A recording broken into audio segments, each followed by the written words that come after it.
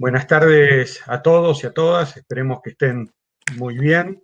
Estamos acá en otra nueva edición del ciclo Diálogos en tiempos de pandemia sobre comercio e integración que organizamos desde el BID INTAL todos los jueves para charlar de manera distendida y de manera informal con especialistas de la región y del mundo sobre lo que está pasando en el escenario integrador de la región, habida cuenta los desafíos que nos enfrenta la pandemia actual, pero también pensando ya en el escenario posterior a los desarrollos que estamos viviendo, los nuevos desafíos, las nuevas oportunidades que enfrenta la integración en América Latina y el Caribe.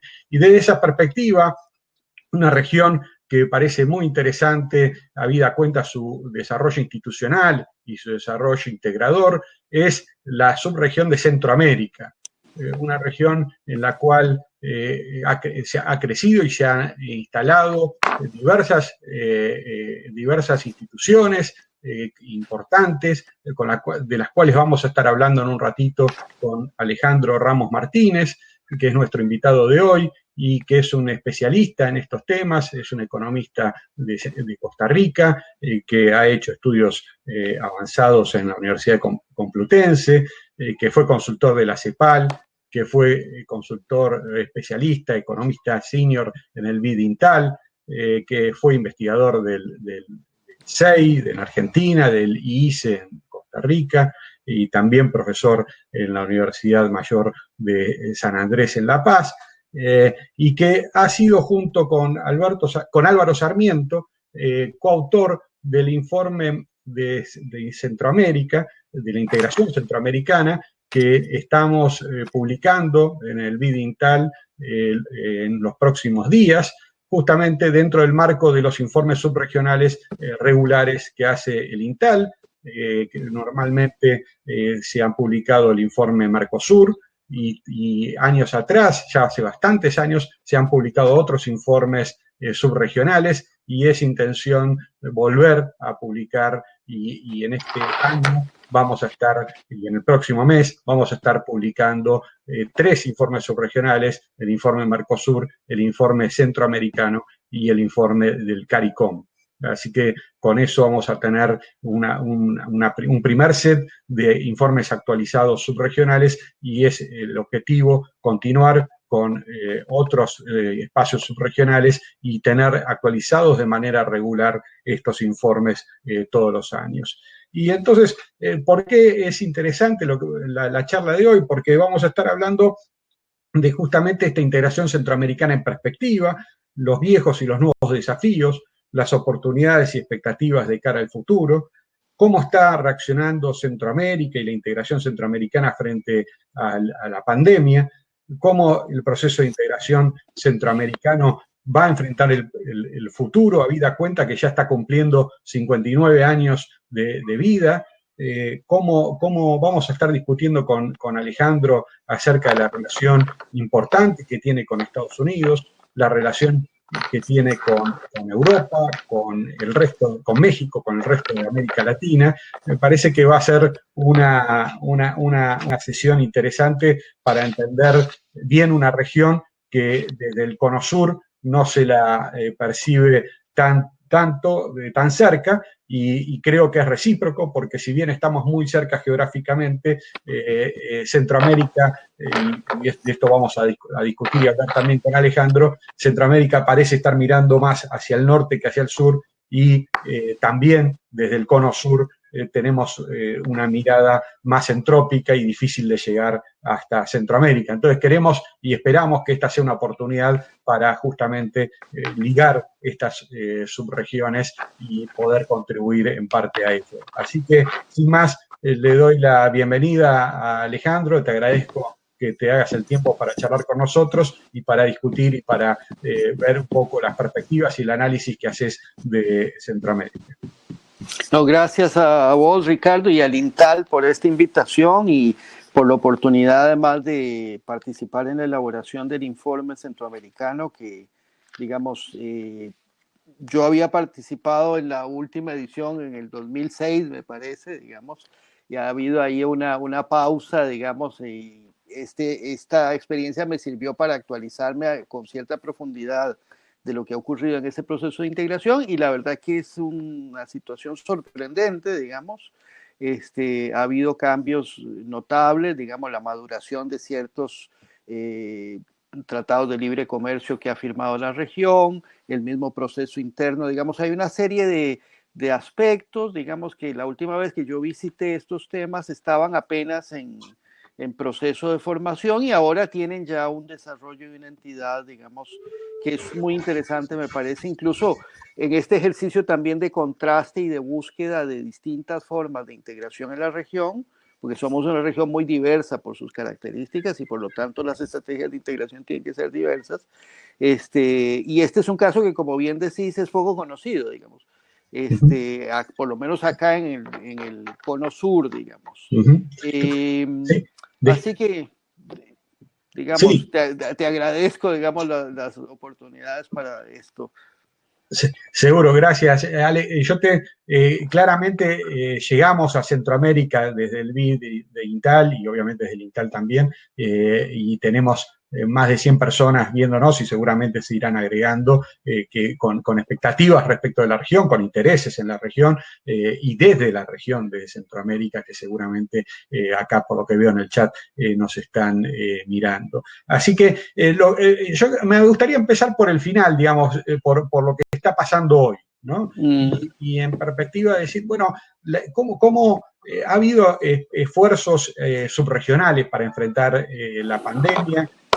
Hemos leído que ha habido políticas comunes, un plan de contingencia, ha habido temas de transporte, habida cuenta que justamente este lockdown que significó sobre todo el inicio de la pandemia, generó un parate muy importante en la actividad económica, comercial, laboral en estos países. ¿De qué se tratan esos esfuerzos subregionales y qué de todo lo que se acordó hace 3, 4 meses ya se ha puesto en marcha, está vigente o tiene impacto efectivo?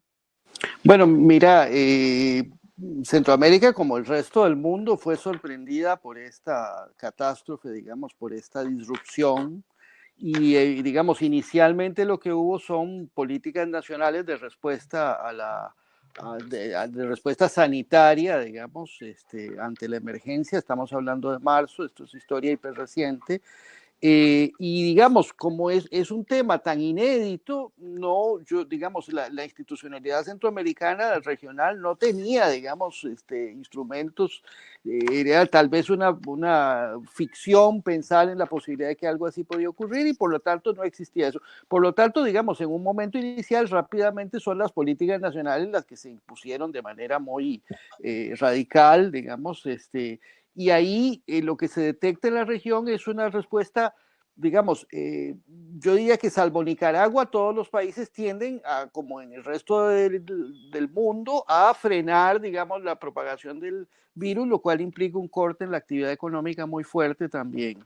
Eso, en el caso de Centroamérica, digamos, a diferencia de países más grandes, implicó un impacto directo sobre, digamos, era no más una cosa latente que iba a ocurrir, algún tipo de fricción a nivel de la circulación del comercio regional, digamos. O sea, estaba las menores diferencias de enfoque nacional en cuanto a los protocolos de seguridad, las formas de cierre de frontera, etcétera, implicaban rápidamente un golpe a la circulación del comercio. Por lo tanto, digamos, yo creo que las autoridades regionales en esto, digamos, y el SICA y digamos, el subsistema de integración económica tuvieron unos reflejos rapidísimos, digamos, en este sentido, y prácticamente creo que el 12 de marzo convocaron una reunión de presidentes para tratar regionalmente esto, y ahí me parece que, digamos, ya se vio un perfil de respuesta regional.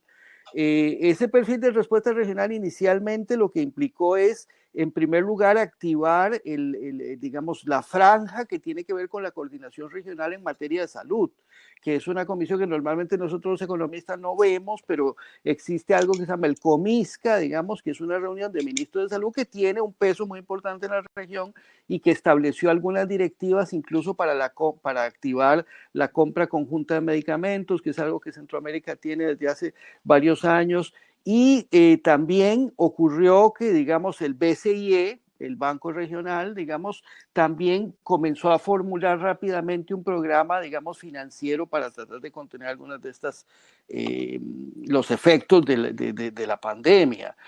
Y en tercer lugar, digamos, lo que ocurrió es que Comieco, digamos, que es la autoridad en términos de integración económica, también intervino rápidamente para prever que no implicara en la política regional una parálisis total del comercio, digamos. Eso ocurrió cerrando marzo, ya había un documento regional que tenía cierta respuesta a esto. Pero inevitablemente, digamos, en mayo, cuando la pandemia prosiguió, cuando las políticas nacionales se fueron diferenciando y básicamente cuando se evidenció la diferencia entre lo que estaba haciendo Nicaragua y lo que estaba haciendo Costa Rica, implicó una parálisis un cuello de botella en la frontera Costa Rica-Nicaragua. Discúlpame, Alejandro, sí. Cuando vos decís diferencias, estás hablando de diferencias en las políticas sanitarias y que por lo sanitaria, tanto... sí, porque Nicaragua me parece que tuvo un enfoque menos restrictivo.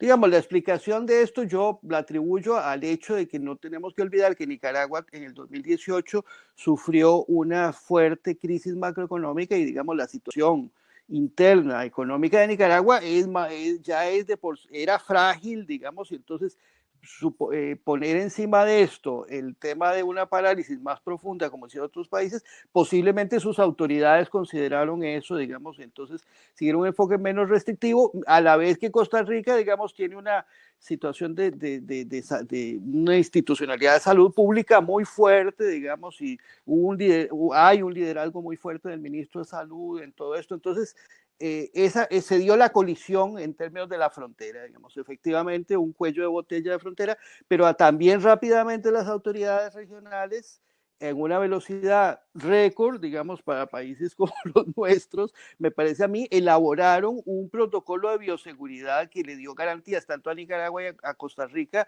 de un manejo, digamos, sanitariamente correcto del paso fronterizo. Esto de cualquier manera implicó un cierto freno, digamos, al comercio regional, porque las restricciones de Costa Rica fueron fuertes, se estableció restricciones en cuanto al tiempo que podían estar los transportistas de las mercancías, etcétera. Pero es algo, vos me preguntaste qué ha pasado con esto. Bueno, en realidad lo que ha pasado es que se ha normalizado, digamos, dentro de esta nueva normalidad pospandémica o ni siquiera pospandémica, pandémica, digamos, se ha normalizado el flujo.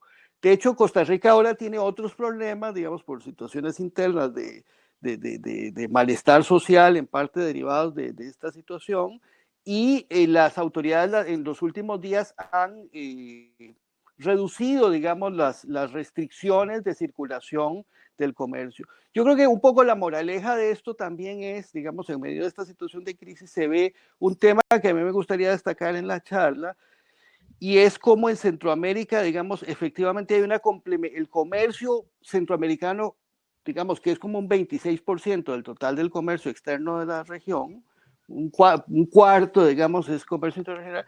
Es un flujo que vos no podés parar gratuitamente, digamos. Son economías que tienen un grado de interdependencia y de complementariedad significativo, digamos. Y en una escena crítica como esta, en un shock como estos, efectivamente se ve que esos flujos no pueden ser parados así nomás, digamos. Y un poco las autoridades regionales, digamos, lograron, me parece a mí hasta el momento, superar ese escalón y pusieron en práctica ciertos protocolos y medidas que han garantizado cierto flujo del comercio. Y en ese sentido, vos interpretás que estos esfuerzos de coordinación subregionales tan inmediatos, no solo el protocolo de transporte, sino también el plan de contingencia, tiene que ver con esto, tiene que ver con que son países que están muy interdependientes, muy interrelacionados y que por tanto les es por vocación y por necesidad tienen más interés en coordinación. Exactamente, digamos, hay una necesidad natural, digamos, hay abastecimientos que se hacen desde los otros países, vos no podés cerrarte, ninguno de los 6 países puede cerrarse, incluso porque no tiene escala para hacerlo, pero más allá de eso muestra, digamos, una de las condicionantes fundamentales del proceso de integración. Efectivamente, vos tenés que mantener esos flujos, digamos, bajo la situación.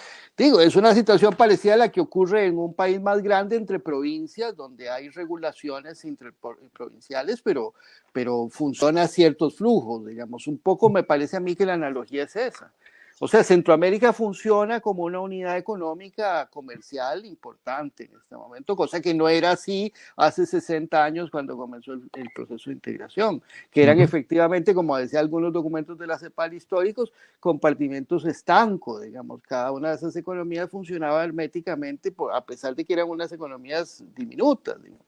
Eso ahora, ya no es así. Ahora, obviamente, esos esfuerzos son para atender la dramática situación de la pandemia, pero obviamente amortiguan un poco estos impactos, pero los impactos económicos y comerciales son muy fuertes, tanto en general como sectorialmente, ¿no? Sectores como el turismo, o incluso los alimentos y todo. Digo, hay ahí un deterioro. Ayer salieron las últimas estimaciones del Fondo Monetario Internacional sobre la actividad en el mundo y en la región, y realmente son muy poco alentadoras. ¿Cómo estás viendo el impacto económico y comercial en la región? A ver, es evidentemente gravísimo, digamos. Voy a comenzar incluso con un escalón antes, digamos.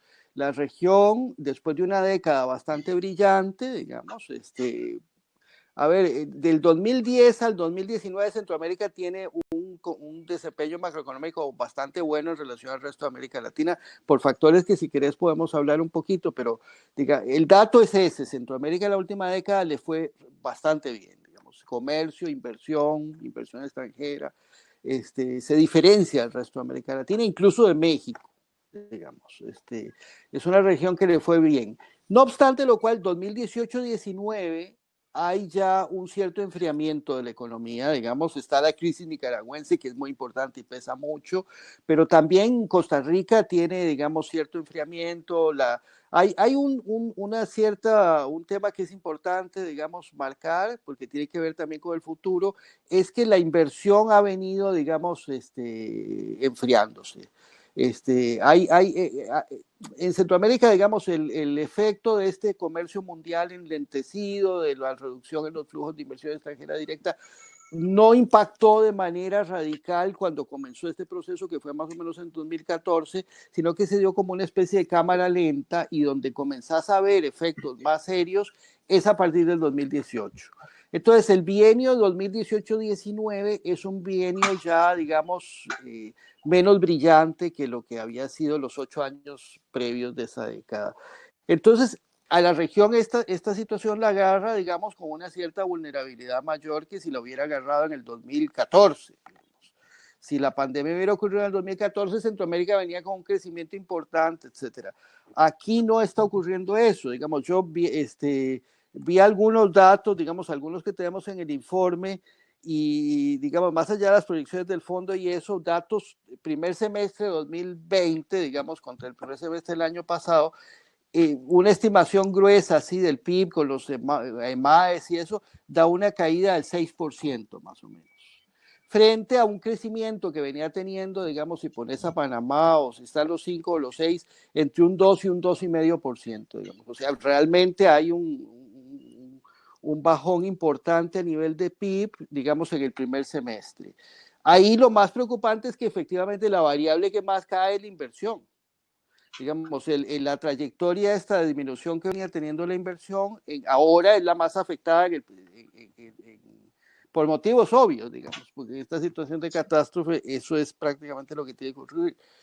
Si uno ve otra cosa que nos interesa mucho a nosotros, que son las exportaciones, lo que, digamos, y a precios corrientes, digamos, para tener una idea, los números que saqué yo acá, digamos, con las series mensuales, hay algo que es interesante, digamos. Lo que es interesante es que a nivel de los 6 países, vos tenés una caída a precios corrientes del 6% de las exportaciones. Pero gran parte del efecto tiene que ver con una caída muy fuerte en El Salvador, que tiene un decrecimiento de cerca del 20% de las exportaciones, porque lo que está básicamente implicado acá es un colapso, digamos, del comercio en la cadena textil, en la cual El Salvador tiene muchas fichas apuntadas. Si uno saca El Salvador, en el primer semestre lo que tenés es una caída del 2,5% en términos nominales de las exportaciones, que no es una cifra, digamos, catastrófica, diría yo, para la magnitud de lo que está pasando. En parte esto tiene que ver, digamos, con ciertos productos agropecuarios que han compensado, digamos, la caída de las manufacturas que van directamente a Estados Unidos, y también con cierto comercio interregional. Yo ayer vi las cifras de Guatemala, digamos, y entre los 20 primeros productos uno detecta con tasas positivas manufacturas de comercio intrarregional. O sea que hay cierto factor compensador, digamos, a niveles muy bajos de actividad de la propia región, digamos, sosteniendo las exportaciones. Otras variables, digamos, turismo, por ejemplo, evidentemente es una actividad que está colapsada. Hay algunos, digamos, iniciativas muy pequeñas en algunos de los países de reiniciar. Todos los países han hecho protocolos, etcétera, pero verdaderamente el turismo, que es un factor importantísimo de acceso, de trabajo y de divisas para la región, eso es un golpe que, digamos, neto sobre los niveles de actividad. Una que es interesante, que yo no había visto, digamos, me había quedado con una cifra atrasada, es el tema de las remesas. Pues las remesas, que son claves en la balanza de pagos de prácticamente todos los países de Centroamérica, en el segundo trimestre tuvieron unas caídas vertiginosas. En el tercer trimestre hay una recuperación, con lo cual te da tasas más o menos de crecimiento. En el caso, los datos que vi fueron del Salvador y Guatemala, de crecimientos del 2% en el año. Digamos, entonces, esos números me parece a mí que muestran, digamos, sí, una situación bastante crítica, pero no tan catastrófica como hubiéramos pensado quizás en marzo o abril. Es decir, posiblemente va a haber un estancamiento en remesas, posiblemente va a haber una caída leve, excepto en El Salvador, de las exportaciones. O sea que la situación de balanza de pagos quizás no sea tan terrible como uno hubiera pensado en abril, digamos. Sí. Salvo seguramente por el impacto tremendo del turismo, ¿no? Que eso, sí, eso me parece que te va a tirar el nivel de ingreso de divisas y la actividad. Pero como bien decís, lo interesante es que, a diferencia del conjunto de América Latina y el Caribe, la región viene de años bastante mejores que el resto de la región, y sobre todo en especial del Cono Sur, y entonces se enfrenta, si bien el último año ha tenido un desempeño peor, enfrenta más fuerte el desafío o el embate de esta pandemia, y como bien decís, claramente la primero en reaccionar de forma negativa es la inversión, porque es la más pronta, ¿no? Y habida cuenta que esto también se inicia con una crisis de oferta, ¿no? Porque el lockdown es claramente una crisis de oferta que después obviamente se convierte también y se retroalimenta con la de demanda. Pero me parece interesante mostrar que la región, pese a estos impactos muy negativos en actividades como el turismo y en la economía en general, tiene estos amortiguadores en el comercio y estos amortiguadores en el consumo que hacen que la crisis va a impactar fuerte, pero no tanto por las estimaciones que estamos viendo estos días, como en el resto de América Latina, y en particular en los países más grandes y medianos de América Latina. Ahora, me gustaría llevarte a temas más estructurales, ¿no? Y decía al principio de la charla, la integración está cerca de cumplir 60 años, ¿no? Como buena parte de los procesos de integración en América Latina, creados Sí. en un momento donde América Latina estaba mirando el mundo de una manera determinada, donde atravesó distintos ciclos productivos, distintos ciclos económicos, y desde ese punto de vista, ¿cuál es ya algo anticipaste, ¿no? Decir esto, bueno, esta es Sí. una integración que se ha consolidado, que tiene instituciones, pero ¿cuál es un poco la visión o el balance que haces de estos casi 60 años de integración centroamericana?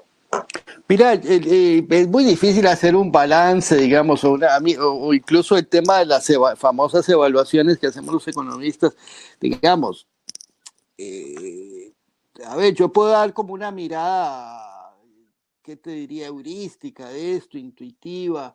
eh, o sea, yo no tengo una evaluación de ese proceso en términos de alguna variable, ¿no? Pero digamos, puedo ver un desarrollo histórico que es un poco sí, lo que yo dije ahora hace un ratito, digamos. Si uno se para hace 60 años, todas esas economías no tenían conexiones internas. Ahora, una catástrofe como esa pone en evidencia que vos no podés parar esos flujos comerciales. Hay una gran diversidad de inversiones cruzadas en la región. Digamos, es un proceso lento, efectivamente, es un proceso complejísimo, porque, digamos, son economías que tienen historias incluso políticas distintas, digamos, entonces hay una diversidad sustancial en esas pequeñas economías, en ese pequeño espacio geográfico, pero ahora también tienen una realidad de cierta interacción económica que es ineludible, digamos, que se ha ido construyendo paulatinamente. Yo, digamos, yo tendría como dos palabras, pensando un poco en la charla, digamos, se me ocurrió que hay dos palabras claves en esto. Una es la palabra complementariedad, digamos, que efectivamente, digamos, son economías que digamos, que potencialmente tenían toda una serie de vínculos complementarios y el proceso de integración ha logrado capturar esas posibles ventajas de la complementariedad. Paulatinamente ha ido, digamos, capturando esas ventajas. La otra palabra que se me ocurre a mí que puede caracterizar el proceso es el de pragmatismo, digamos. Un pragmatismo bastante acendrado en todos, digamos, los participantes de este juego, digamos, que ha hecho, digamos, que mal que bien las economías se mantengan en un sendero de integración. Digamos, a nadie, creo, yo diría, pensaría que a nadie en Centroamérica se le ocurre un Brexit. Digamos, hay más bien un poco lo que ocurrió hace unos años es que Panamá, con un proceso gradual, digamos, se adhirió a la institucionalidad económica del proceso de integración. Es eso, digamos, hay unas fuerzas que tienen tal vez para el gusto de los economistas, pues nuestro, digamos, son lentas, hay unas fuerzas lentas de aglutinación, digamos, entre los países, que han sido conducidas con una gran diversidad de enfoques políticos e historias, con mucho pragmatismo. Ese pragmatismo uno lo ve incluso de manera muy clara cuando ocurre, digamos, la firma del protocolo de Guatemala en el 93, digamos. Ahí, digamos, Centroamérica pasa hay que recordar que Centroamérica era, digamos, el esquema, el proceso de integración centroamericano fue en gran medida impulsado por la propia CEPAL, casi como una especie de experimento, digamos, no sé si éramos conejillos de indias de don Raúl Prebisch, pero digamos, algo de eso había, digamos, y entonces el enfoque inicial de la integración centroamericana, bueno, era el regionalismo cerrado clásico, digamos, así, tipo, mira lo que está haciendo Europa, vamos a hacer esto nosotros, en aquel mundo donde, digamos, bueno, si ellos no nos dan acceso a los mercados agrícolas, entonces nosotros protegemos las manufacturas, pensando que Centroamérica podía tener escala para el desarrollo de industrias, digamos, una cosa que vista después de más de medio siglo resulta bastante difícil, pero bueno, fue una disparador inicial de un proceso. En el 93, cuando digamos el contexto global había cambiado radicalmente, Centroamérica reorganizó su proceso de integración en función de esta noción de regionalismo abierto, que implica adicionarle complejidad modélica al proceso, ¿no? Porque una cosa es pensar en ese modelo perfecto, entre comillas, de la Unión Europea que iba con esas etapas de balaza y que efectivamente llegó a esas etapas. Claro, ahora vemos que se fue el Brexit, que las tensiones no desaparecieron. Digamos, en Centroamérica eso no era posible en principio, pero y cuando llegó el 93 se usó esa institucionalidad regional para reconvertirse a una situación que efectivamente es más compleja, porque si uno ve el proceso interno, digamos, ahí se busca una unión aduanera, pero las dificultades para llegar a la unión aduanera son muchas. ¿Por qué? Porque, bueno, primero porque el regionalismo abierto implica darle cierta libertad a esos países. Esa libertad es importante porque si esos países no tienen esa libertad, posiblemente se bajan del proceso de integración. O sea, el equilibrio de mantener unidos a los países en un esfuerzo común implica ciertos sacrificios en términos de modelo. Pero esos sacrificios aparentemente han sido, han redituado, digamos, el proceso prosigue lentamente, digamos. Y quizás desde una visión de donde uno se tuviera como patrón de medida la Unión Europea de los años 50 y 60, bueno, esto, digamos, no ha llegado a lo que llegó la Unión Europea en el año 70, no, claramente no. O sea, tenés fronteras internas, tenés países que han negociado tratados de libre comercio que obstaculizan, entre comillas, digamos, el tema de la unión aduanera, pero básicamente hay un arancel externo común que tiene un importante, digamos, qué sé yo, la cantidad de parte, la proporción no armonizada del arancel es relativamente baja y está concentrada en ciertos productos, que es mucho el tema agrícola, agropecuario, digamos, funciona, digamos, mi valoración, vos me decías, es desde este ángulo, digamos, han logrado, digamos, con bastante pragmatismo, potenciar esa complementariedad que había, digamos, y que se ha ido logrando. Interesante porque muchos miran este tipo de, esto que vos llamás como pragmatismo, lo miran como caos, ¿no? Sí, sí. Claro, porque es una integración caótica, con lo bueno y lo malo que es la cosa caótica, porque por un lado implica este pragmatismo de poder decir, bueno, hoy dos países deciden integrarse más que el resto, y lo hacen, ¿no? Tal vez no era la idea original, tal vez no era el modelo del libro de texto, pero sin embargo lo hacen y avanzan.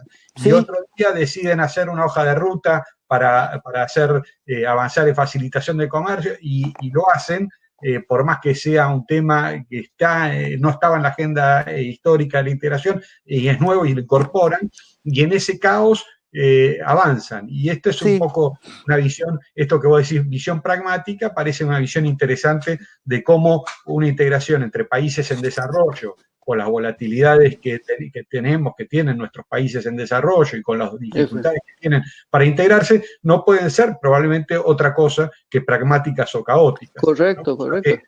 Cosa que no todos... Es que yo creo que la visión del libro de Tech, digamos, nuestro amigo Balaza y todos los grandes teóricos de la integración y esas trayectorias, digamos, hacia la maravillosa integración que se va dando por su propia dinámica, se retroalimenta. Todo eso, digamos, son modelos tomados de Europa, básicamente de la Europa de la posguerra, donde todas estas condiciones de complementariedad y, digamos, una cosa es integrar unos países que no tenían ni siquiera carreteras entre sí, y otra es integrar a Europa, que digamos, Francia, Bélgica, tiene una red de canales desde el siglo XIX, digamos, o sea, hay los procesos de industrialización en Europa, digamos, de por sí implicaban una gran diversificación, o sea, cada país con sus industrias, el tema de efectivamente unir los dos mercados para que esas industrias compitan.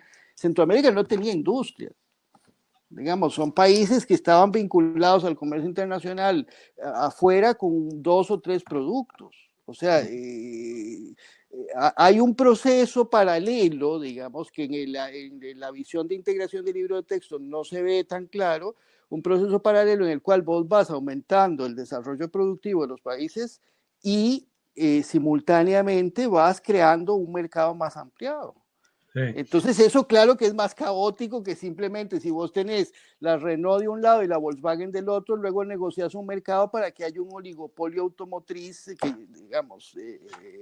Un monstruo económico como Europa. No, es una buena interpretación, pero déjame decirte que muchos miran otros procesos de integración en la región, sin ir más lejos, el Mercosur, pero digamos, uno podría decir también la LADI en su conjunto, ¿no? Como una visión que también tiene pragmatismo, y sin embargo la ven como una visión negativa, ¿no? Como una visión de que es un caos no constructivo. Aparentemente, en la integración centroamericana, el caos es productivo, es constructivo y avanza. Pero déjame cambiar un poco el hilo, pero que tiene que ver también con esto del pragmatismo y la adaptación, que es, vos decís en un momento, el proceso integrador empieza a mirar más para afuera. Yo diría, por necesidad y por vocación, ¿no? Porque obviamente países pequeños no pueden hacer otra cosa que mirar hacia afuera, y el socio natural obviamente es Estados Unidos, ¿no? Y entonces no fue casual, pero sí fue interesante o muy importante que en algún momento, así como México lo había hecho ya antes, a principios de los 90, luego la región firmara este acuerdo tan importante del CAFTA y República Dominicana, que le dio otra percepción, aunque de alguna manera la relación con Estados Unidos, sea con el CAFTA-DR o no sea con el CAFTA-DR, era una relación ya preexistente, pero de alguna manera probablemente fue a formalizar y a consolidar lazos que ya estaban y a profundizarlos. Después casi de 15 años más o menos del CAFTA-DR que se firmara, ¿cómo lo ves? ¿Cuál es tu evaluación en términos de acceso de productos tradicionales, de acceso de productos no tradicionales? ¿Cuál es tu visión de la maquila y del acceso de productos Bueno, fabricados? El de te servicios, me cuento una interesa también. anécdota. Lo de servicios me interesa Te también cuento porque... una anécdota, sí, sí, claro. Te cuento una anécdota inicial, digamos, del tema del CAFTA, cuando armamos el documento con Álvaro, digamos, algunas investigaciones estuvimos haciendo de, digamos, funcionarios, ¿cómo evaluás esta pregunta que vos me hiciste ahora, digamos?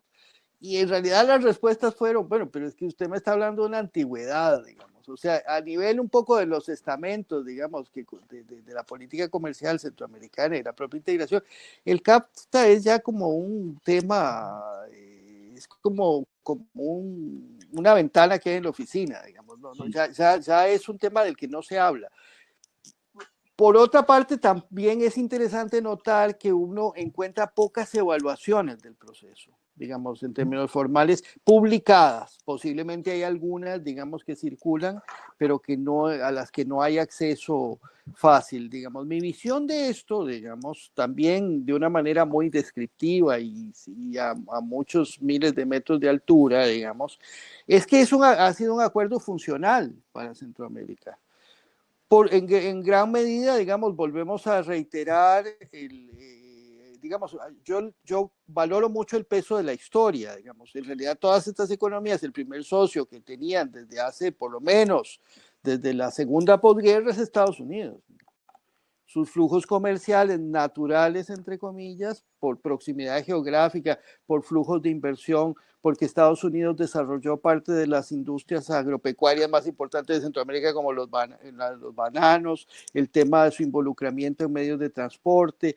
O sea, es prácticamente Centroamérica digamos, un área de influencia natural de Estados Unidos, y por lo tanto sus flujos comerciales y de inversión ya desde antes del CAFTA estaban muy vinculados con Estados Unidos. O sea, que el acuerdo lo que hace es formalizar y, digamos, consolidar un tipo de relación que, bueno, ahora con cierta inestabilidad que hay en los procesos de acuerdos regionales en los últimos 4 años, del lado, digamos, de ese gran socio, se ve la efectividad que tiene por lo menos tener un acuerdo jurídico, digamos, que garantiza ciertos vínculos.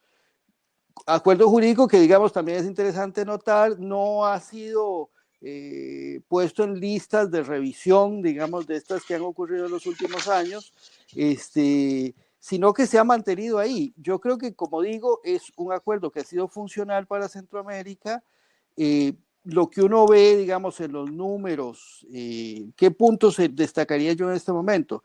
En términos de la parte de manufacturas, es evidente que es un acuerdo que ha sido clave para el desarrollo de la cadena textil, digamos.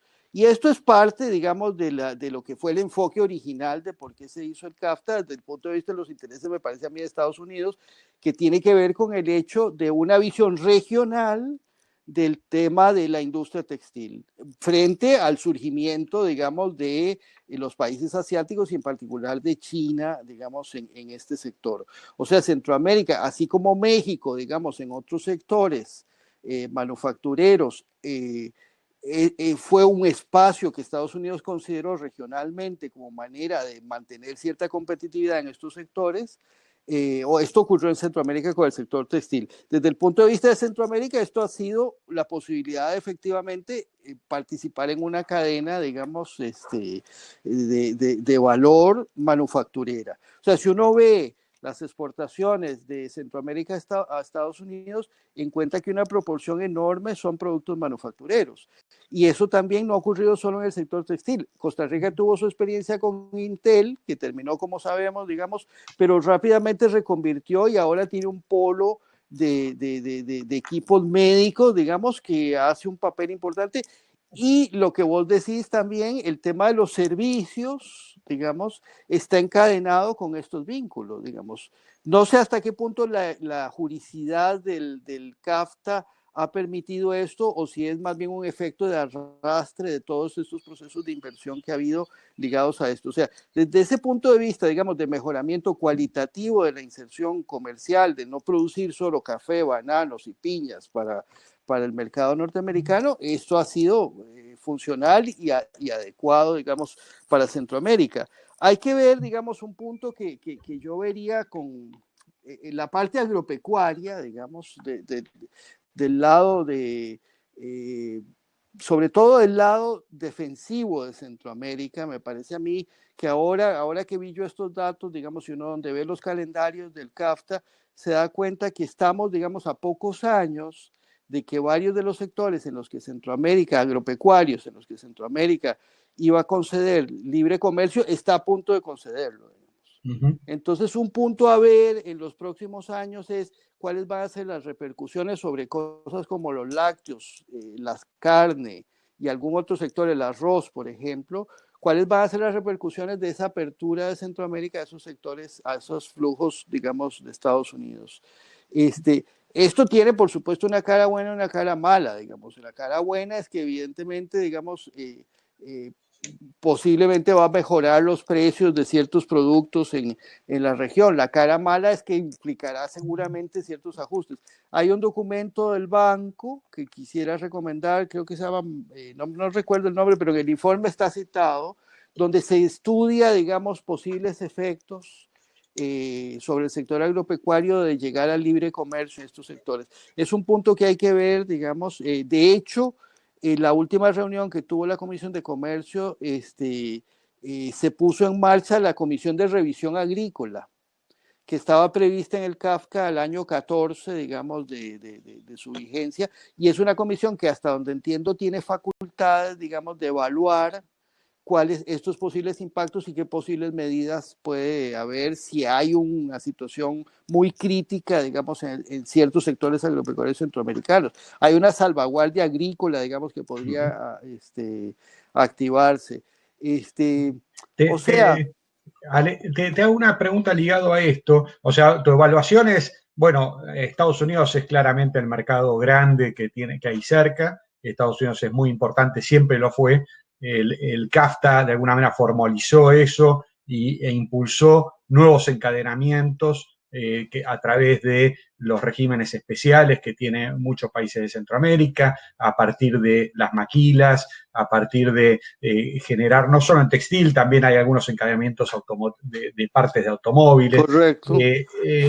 Ahora, te hago dos preguntas vinculadas a eso. Uno es una pregunta de economista, ¿no? El que te diría, ¿ha habido upgrading, ¿no? en la cadena? Digo, porque yo he visitado varias veces la región y siempre se producen los eslabones más bajos de la cadena de valor, ¿no? Es lo más, no hay diseño, no hay marca, no hay, solo hay agregación de salario, que es muy importante porque genera mucho empleo, pero Sí. la pregunta es si ha habido algún upgrading, no solo en textil, en otras industrias, incluso en el tabaco que exporta Centroamérica a Estados Unidos de forma importante. Y la otra pregunta vinculada a eso tiene que ver un poco con la actualidad, ¿no? Y el futuro. Ahora se dice que estos cambios que están habiendo debido al COVID están acelerando procesos de transformación productiva vinculados a acercamiento, acortamientos de cadenas de valor, ¿no? Digo, El si antes reshoring. sí, reshoring o nearshoring, ¿no? En el O sentido de nearshoring, que sí. antes traer cosas del este de Asia eran económicas, se producían bien en Asia, pero tiene un costo de transporte muy alto y eso incluso no solo tiene problemas habida cuenta de la coyuntura, sino también mirando en el mediano y largo plazo el tema ambiental, ¿no? O sea, no es lo mismo un traslado, un transporte de tantos kilómetros como un transporte de muy cerca. Ahora, ¿vos crees que la región puede aprovechar parte de ese reshoring o nearshoring que pueden hacer empresas de Estados Unidos o empresas grandes del resto de América Latina en Centroamérica? Mira, de la primera pregunta, sinceramente no te puedo responder porque en el informe, digamos, no desarrollamos eso con ese nivel de detalle, digamos. O sea, lo que me estás preguntando requeriría, de hecho, una de las grandes inquietudes que me quedó a mí del informe es el estudio más detallado de esa cadena textil. Digamos, yo creo que es una cosa que ameritaría un trabajo más detallado y donde preguntas como las que estás haciendo necesariamente surgirían. Mi impresión por cosas que no veo en Centroamérica es que tenés razón, digamos, y a ver, lo voy a poner de otra manera. El proceso de integración centroamericana no ha tenido, digamos, como una de sus nortes el tema del desarrollo productivo. Yo no veo eso como parte de la agenda fuerte. Hay algunas cosas en el tema de pymes, hay una gran preocupación por las pymes, pero lo que sería esa conexión, digamos, con el sistema científico-tecnológico, el tema de un desarrollo de empresas, digamos, con aspectos más innovadores, que por ejemplo en algo como la cadena textil podrían tener un espacio, digamos, para hacer ese upgrading del que vos estás hablando. Eso me parece a mí que es un tema que yo no veo destacado en la agenda de Centroamérica. En parte, posiblemente, porque gran parte de la política de integración ha sido conducida, digamos, con criterios muy estrictamente, digamos, de política comercial. Entonces, en realidad, estrictamente la política comercial, bueno, el tema del desarrollo productivo no es parte de su mundo, es una cosa que se juega en otra cancha y no es parte de eso. O sea que institucionalmente, digamos, tampoco tener grandes, pienso yo, herramientas para abordar estos temas. Sin embargo, justamente en una situación de crisis como esta, ese sería, y digamos, y yo aquí voy a pegar un salto, no sé cuántos minutos nos queda, pero digamos, voy justamente a lo que me parece a mí que es una de las conclusiones de esta situación. En realidad, eh, esta nueva coyuntura que se abre en la pospandemia, digamos, para mí, vos decís el tema del nearshoring o el reshoring, etcétera, eso me parece que naturalmente en algún grado para Centroamérica va a significar beneficios en la medida que haya una política de atracción de inversiones agresiva, etcétera, de ciertas actividades que posiblemente dejen Asia y pasen a una zona más cercana a Estados Unidos. Obviamente el competidor ahí es México, digamos, que tiene una enorme cantidad de recursos, no solo financieros, sino tecnológicos para capturar una serie de actividades de esta índole, digamos. O sea, Centroamérica ahí me parece que tiene menos recursos que México para eso, pero digamos, el punto central que yo encuentro es que la región tiene que buscar un mecanismo de acelerar la inversión de nuevo. Digamos, me salgo del tema estrictamente de la integración y voy a una cosa que tiene que ver tal vez más con la macroeconomía y el crecimiento. Y es que efectivamente, como yo decía antes, si bien la década, digamos, 2010, 2019 fue buena para Centroamérica, fue buena en un proceso de inversión declinante. Y entonces creo que en la agenda de integración tiene que subir un escalón el tema de cómo hacemos para acelerar la inversión. Creo que la región tiene un punto en esto porque en los últimos años ha ido madurando una política importante de integración física. Y eso está, hasta donde yo entiendo, es un gran bosquejo, un gran trabajo, digamos, que se ha hecho de negociación entre los países, pero no es un proceso que haya iniciado, digamos. Es un proceso que, diría yo, que con estas nuevas condiciones mundiales que hay, sube en prioridad. Y eso también implica una negociación, pensaría yo, con los organismos internacionales, tal vez desde una perspectiva regional, digamos. Y me parece que eso seguramente las autoridades regionales es lo que tienen en la cabeza. Como parte de ese proceso de aceleración de la inversión, yo creo que aspectos como los que vos tomás en cuenta también podrían ser parte de ese paquete, digamos, de reactivación post-pandemia. La región posiblemente tiene ciertos recursos tecnológicos o puede desarrollar trayectorias de crecimiento de esos recursos para mejorar cualitativamente algunas de los productos en los que está inserto. Hay cosas, digamos, que quiero marcar una cuestión que es interesante, que ha ocurrido, me parece, en los últimos 10 o tal vez 15 años, y es en muchos de los productos, o no muchos, en algunos de los productos agroindustriales de Centroamérica, hay una creciente búsqueda, por ejemplo, del tema de los orígenes geográficos, digamos, potenciando el precio de ciertos cafés, por ejemplo. Eso no existía en el año 2000 en Centroamérica, me parece a mí.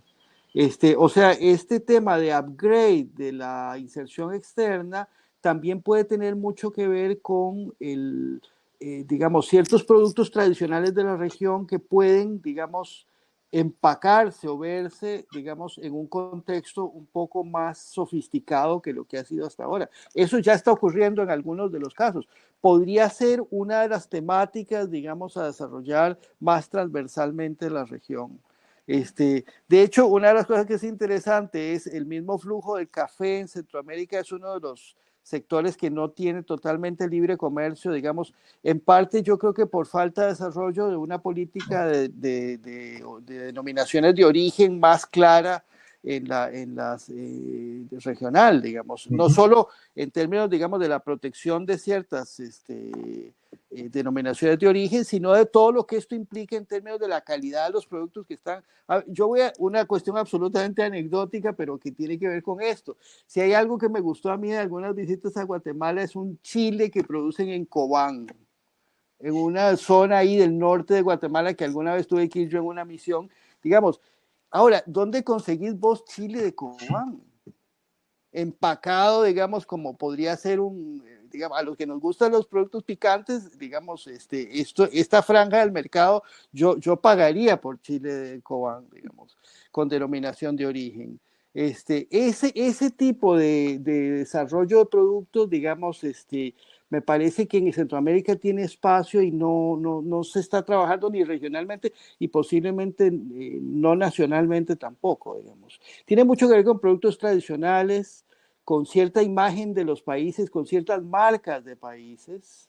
Y acá alguna gente dice, bueno, en el chat dice que el tema de certificaciones, el tema de que no es tan fácil en la región acceder a certificaciones de calidad, certificaciones técnicas que permitan hacer ese upgrading y acceder a los mercados grandes con esas transformaciones. Es parte de esa agenda.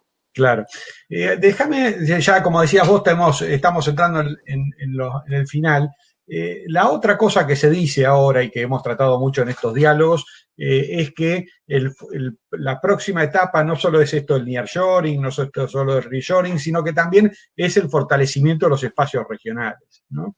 Que tiene que ver un poco con esto, pero tiene que ver también con esta idea de que ahora vamos a priorizar el abastecimiento o a cambiar el abastecimiento o a diversificar el abastecimiento hacia otros países. y eso está claro, creo yo, en subregiones o en regiones como en Europa, en la Unión Europea, puede estar claro en la región asiática.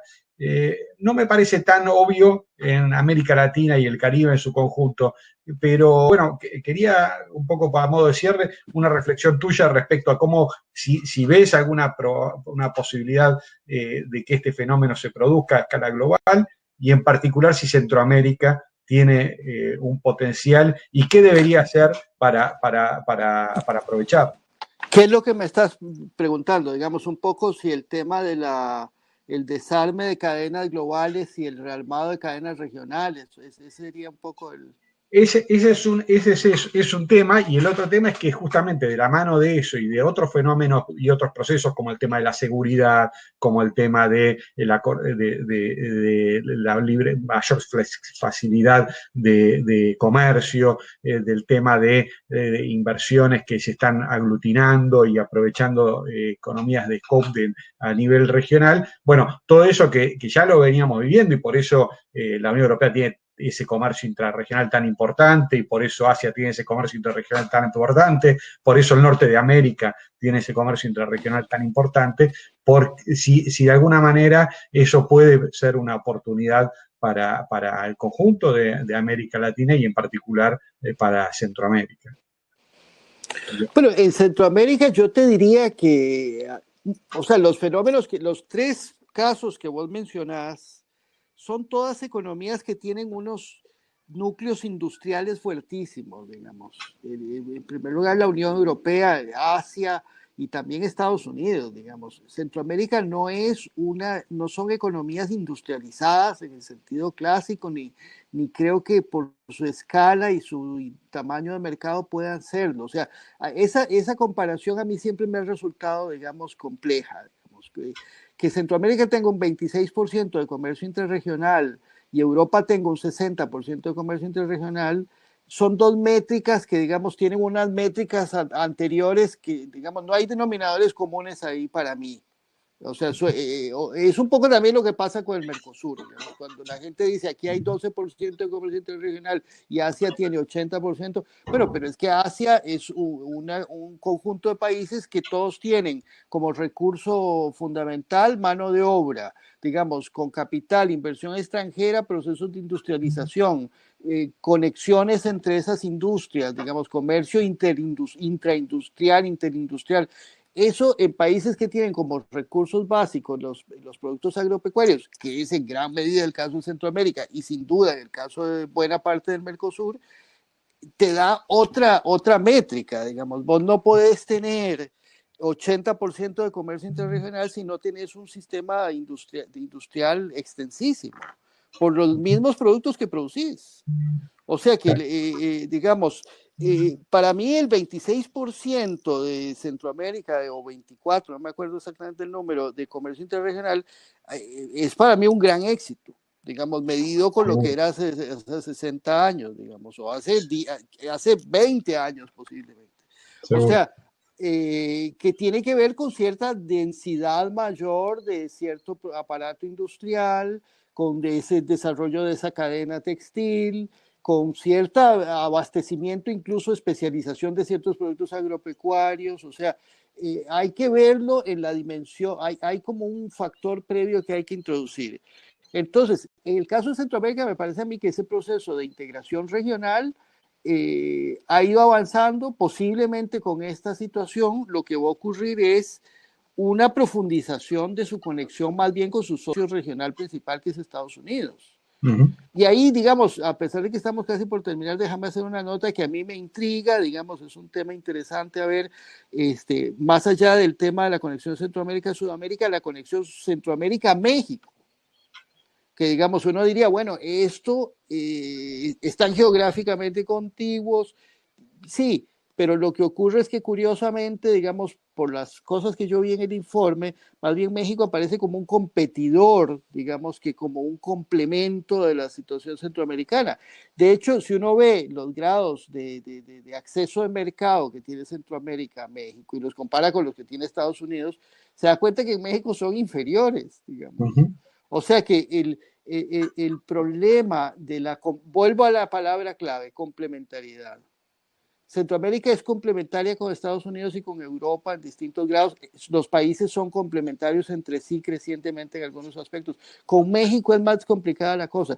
Y con Sudamérica me parece a mí que en cierto sentido es aún más complicada. ¿Por qué? Porque sobre todo pensando en el Cono Sur y pensando en la inserción del Cono Sur como gran productor de alimentos, digamos, el esquema de regionalización que hay ahora, digamos, pone a Centroamérica en la esfera del sector alimenticio de Estados Unidos.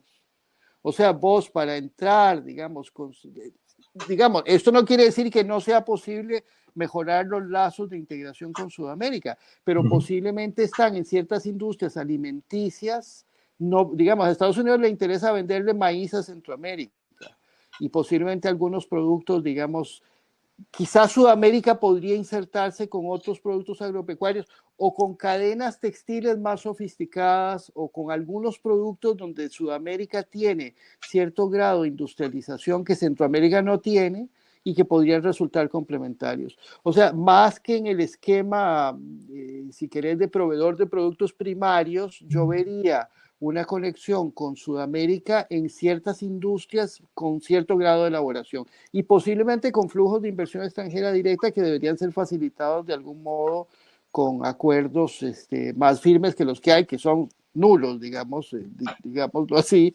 Existen cosas muy leves, digamos, de algunos de los países, pero prácticamente estábamos como estábamos en el 60, digamos, en la propia Centroamérica.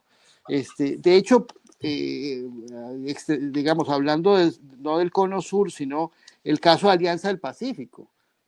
Tampoco con Alianza del Pacífico Centroamérica ha logrado, digamos, una posibilidad de conexión.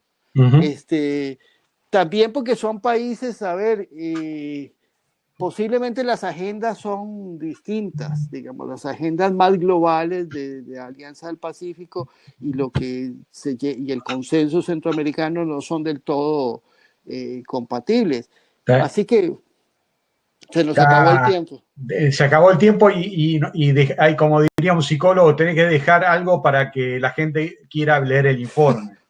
Creo que hiciste una excelente venta del informe de integración centroamericana que el INTAL va a sacar próximamente y que vos y Álvaro estuvieron a cargo, así que te agradezco mucho, Alejandro. Este tiempo fue, yo creo, muy interesante sobre un tema que, insisto, me parece vital y me parece muy importante para la integración del continente en su conjunto, así que te agradezco mucho y nos seguiremos comunicando y te seguiremos invitando a estas charlas con la gente. Tuvimos 135, 140 personas viéndonos todo el tiempo, así que te despido y con la gente nos vamos a ver el próximo jueves, en donde el director del INTAL va a estar conversando con Laura Ripani, que es especialista principal de la División de Mercados Laborales del BID, y obviamente vamos a discutir temas tan relevantes como este, que es el futuro del trabajo, que ya era un enigma y una preocupación antes de esto, y ahora ver cómo van acelerando los procesos, los desafíos y oportunidades en países como los nuestros. Creo que va a ser una muy interesante sesión como fue esta. Así que muchas gracias, Alejandro, y te dejo. A ustedes y a todo el público, muchas gracias por escucharme y ahí estamos en contacto. Lean el informe. Hasta luego. Gracias, eso. Chao.